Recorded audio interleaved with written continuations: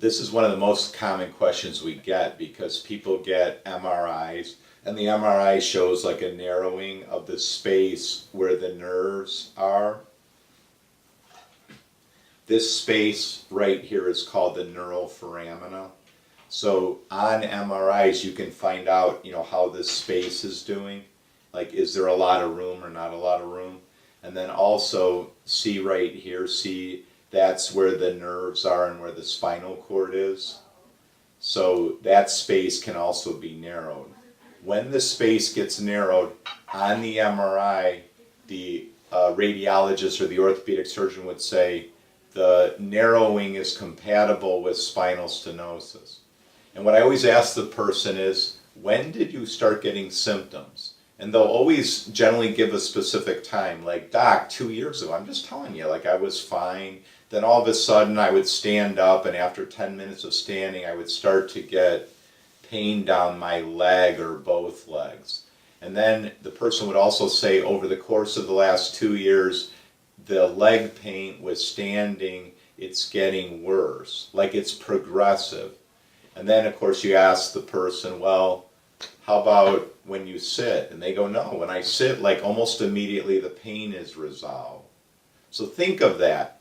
If the pain was just because of a narrowing, you would have that all the time. You wouldn't just have it when you're standing. Like if there was a big bone spur or a big disc problem, you would also have it when you're sitting.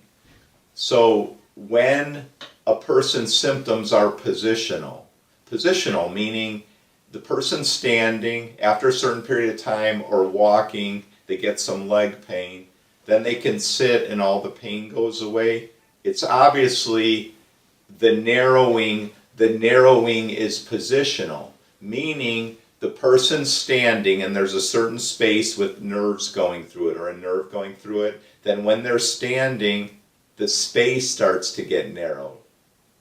And then when they sit, the space opens up, then they start walking and the space starts getting narrowed. So I call that dynamic spinal stenosis, right? It's dynamic, like sometimes you have it, sometimes you don't. That's a prolotherapy lesion.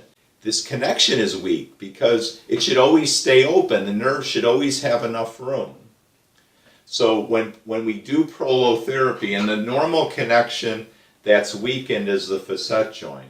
So in other words, when you get injury to the ligaments, and ligaments are what connect one bone to another bone, when you get weakness of this ligament, then what's going to happen is the facet joints are going to slide on one another and it narrows the space, so then this nerve could start getting compressed by a bone, then you get a leg pain, then you're like, oh, I gotta sit down and get my spine in the flex position. So in the flex position it opens up, then you stand up and you're in the extended position, and then it starts to get narrowed. So it's not a surgical lesion, it's a connection problem. All you gotta do is tighten the connection. So you tighten the connection with prolotherapy, and over the course of 4 to 6 months, we normally see people about once a month, get a treatment of once a month. Then once the connection is tight and the nerve has plenty of room, the symptoms go away. So the treatment of choice for spinal stenosis, for dynamic spinal stenosis, where there's definitely a change in symptoms with activity or with position, should absolutely be prolotherapy.